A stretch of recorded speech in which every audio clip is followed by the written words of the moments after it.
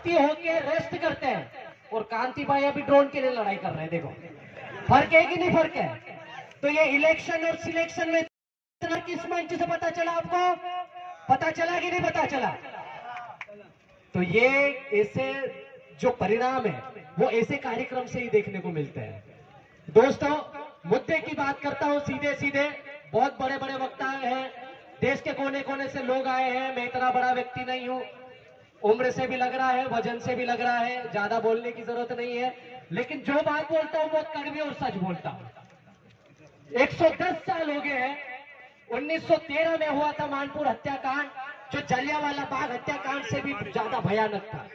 इतिहास में लिखा जाता है 1500 भी, लेकिन तब गोविंद गुरु जी के नेतृत्व में, राणा पुंजा भील के नेतृत्व में, सरदार जो पुंजा भील थे उस समय, उनके नेतृत्व में 50,000 से ज्यादा लोग यहां पर एकत्रित हुए थे, सिर्फ और सिर्फ जल जंगल जमीन और अपने भील प्रदेश स्टेट की बात करने।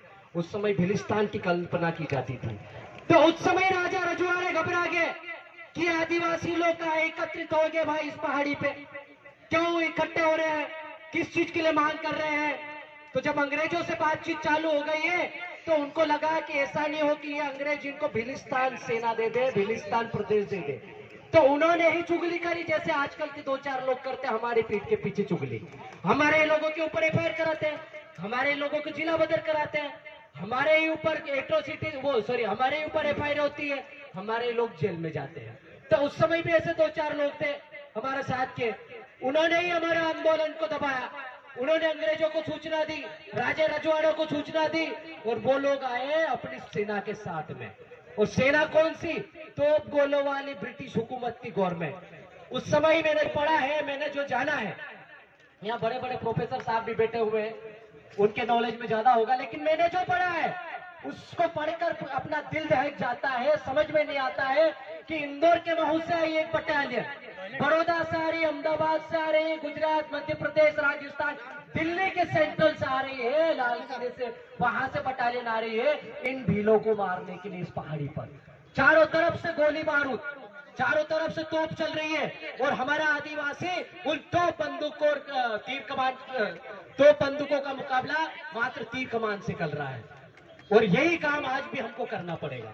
हम लोग संवैधानिक दायरे में रहकर काम करते हैं। अभी पूर्व वक्ता बता के भी गए, देखो ज्यादा इंग्लिश में नहीं, हिंदी बोलने से मतलब नहीं, सीधी पॉइंट की बात है। उस समय बाबा साहब बोल के गए थे कि संविधान कितना भी अच्छा क्यों ना हो संविधान देते वक्त, लेकिन इसकी व्याख्या करने वाला यदि गलत हुआ तो संविधान कितना भी अच्छा होगा आपके लिए बुरा ही साबित होगा। आज वही चीजें हो रही, बार बार 92,000 हेक्टेयर हमारी जमीन चले जाती है, पूरे के पूरे गांव खाली हो जाते हैं। गुजरात में स्टेचू बन गया, इतना बड़ा सरदार सरोवर बन गया, जिसका बैक वाटर हमारे गुजराती नहीं मध्य प्रदेश के आधे गांव में जाता है। वहां पर पीने की पानी की व्यवस्था नहीं लग रहे हैं। मेधादाई का आंदोलन चल रहा है, लेकिन लोग वहीं तक सीमित हो गए, और हम लोग यहाँ पर आज इकट्ठा हुए 110 सालों बाद।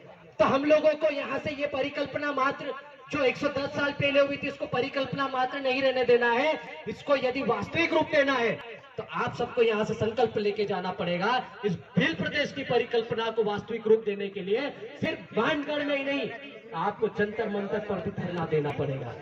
और आपको भूखे प्यासे जिस तरह यहाँ से वहां तक चढ़े हो, जिस तरह से आप सुबह से निकले थे यहाँ तक पहुंचे हो, वैसे उस समय आपको ये सामाजिक आंदोलन के लोग हैं, तो सामाजिक तरीके से घर घर से एक मुट्ठी नमक, एक मुट्ठी चावल, एक मुट्ठी आटे के साथ में जाना पड़ेगा। और जब तक तोड़ेंगे नहीं तब तक छोड़ेंगे नहीं, ये तो आपको पता ही है। तो वैसे ही आपको करना पड़ेगा, जब तक लेंगे नहीं तब तक वापस आएंगे भी नहीं। तो ऐसा ही आपको संकल्प लेकर जाना पड़ेगा।